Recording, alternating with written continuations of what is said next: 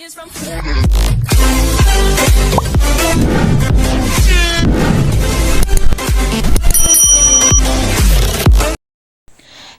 nga ni mga kaputol, ay magluluto nga ho ako ng tinola. Abay sabi nga ni Jowa, ay matagal-tagal na nga rin ho kaming hindi nakakaulam ng gayaan.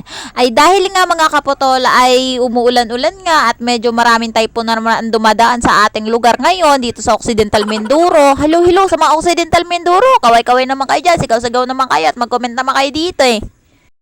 At dahil nga mga kaputol ay tinola nga ang ating lulutuin nga ni ngayon ay naghiwa na rin ho ako ng luya. Baka magtaka kayo kapag hindi ko binabalatan ang luya ay nahugasan ko na yan.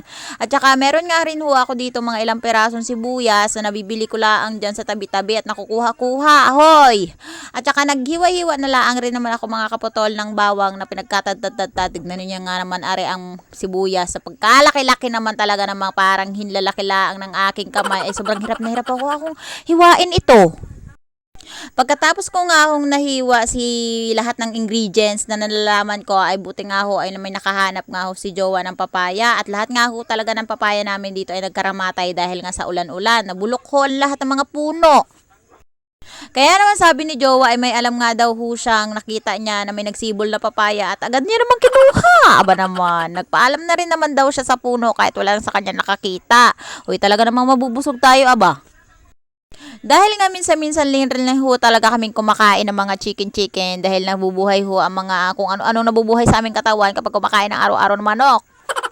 Dahil nga sabi ko rin talaga sa kanya ay napapakain nga ho talaga ako ng papaya at nagkikraving nga ako sa tinola ay talaga namang hindi rin talaga makatiis ay nagpabili din talaga sa palengke ng ganitong manok na hindi native, yung 45 days laang. Dahil nga ito lang rin talaga yung nakayanan namin ngayong gabi ay talaga naman tignan nyo nga naman yung paraan kung paano nga ako magbalat ng papaya ay sabi ko nga sa sarili ko ay parang gusto ko nang ubusin itong mga laman sa pagbabalat ay talaga hong hindi ko mahahawakan yan kaya pasensya na ho kayo. Ganyan ho talaga yung mga paraan ko sa pagbabalat ng papaya ay hindi ko na rin inisturbo si Jowa sa pag-aliw-aliw sa aking anak kasi nga kapag tudong ingay din at hindi rin ako makapokus kapag hindi tuloy-tuloy ang aking pagbablog. Dahil nga ho pakuwari ko at pakiramdam ko ay kutsilyo ang aking kamay na isang daliri ay tinuhog-tuhog ko na lang rin at inaalis ko yung pinakagaspang-gaspang niya ho sa papaya na alam niyo yung parang balbas-balbas ho sa loob ng papaya na may nababalutan ng mga buto. Ayan ho ay hiniwa-hiwa ko lang din ho naman itong si papaya para nga ho pa-slice-slice nga daming alam para parehas lang naman ang lasa. Pa-slide daw ho pala talaga ang hiwa niya sabi ni Jowa kasi nga ho tinola. Bakit nga ho pala magkakaiba ang mga hiwa-hiwa at depende sa mga niluluto-luto, square, pa-slide, patabingi, pataliko, uy. Siguro ay nagiging masarap din talaga mga kaputol kapag medyo maganda rin yung texture, pag medyo maganda din yung paghiwa-hiwa ng mga bagay-bagay at ulam-ulam. Ay chef na tayo niyan, mga. Tapos kapag naghihiwa nga ho pala kami ngani ng papaya mga kaputol ay hindi agad namin ito binabasa at hinuhugasan. Nagisa na lang din ako mga kaputol dito ng sibuyas at bawang, luya at sinabay-sabay ko na lang din naman ito sa kulay uwak na kawali.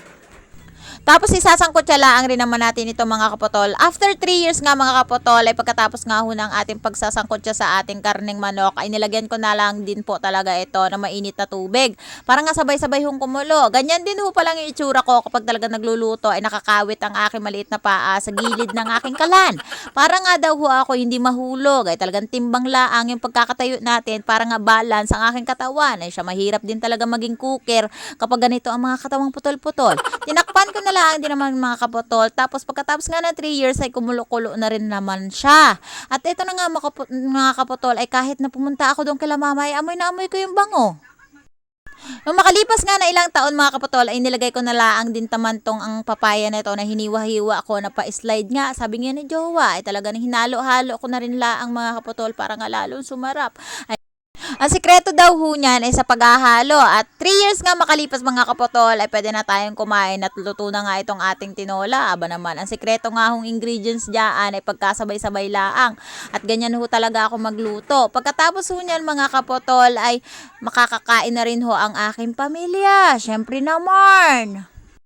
Tapos naganda na rin ako mga kaputol na presentable na mangkok na maputi, simputi ko. Huy, para naman kahit papaano ay gumanda-ganda naman itsura nito. At eto nga mga kaputol ay naluto ko na nga itong si kumaring tinola na ito na napakasarap. At alam ko naman na sobrang magugutom din talaga yung pamilya ko sa sobrang sarap ng tinola na ito. Alam nyo ba yung mas maganda mga kaputol ay masarap nga ho talaga magluto kapag minsan-minsan mo ang natitikman. Wag na mo naman araw-arawin yung palagi mo nga natitikman. Kaya ho nga niyan mga kaputol, mga ilang minuto laang ay nagumpisa na rin ho kaming kumain kasama ang aking pamilya, ang aking makulit na anak at tudong iyakin. Tsaka sabi nga ni Jowa ay talagang gutom na rin ho talaga siya. Kaya't nag-umpisa na nga ho dito kaming kumain at masosolve talaga naman ang aming gabihan mga kaputol. Kasi nga ganito nga ho ang ulam namin. Saktong-sakto din mga kaputol na kapag umuulan-ulan ngayon ay mapapahigop ka talaga ng sabaw na pagka sarap-sarap din talaga. Yung alam mo yung sabaw na may tunog kapag kumain ay hindi ho may enjoy ang mga sabaw-sabaw na yan kapag wala kang tunog na kapag higop ay ganon. So hanggang dito na lang mga kaputol ay sana ay nag-enjoy na naman kayo sa aming gabihan.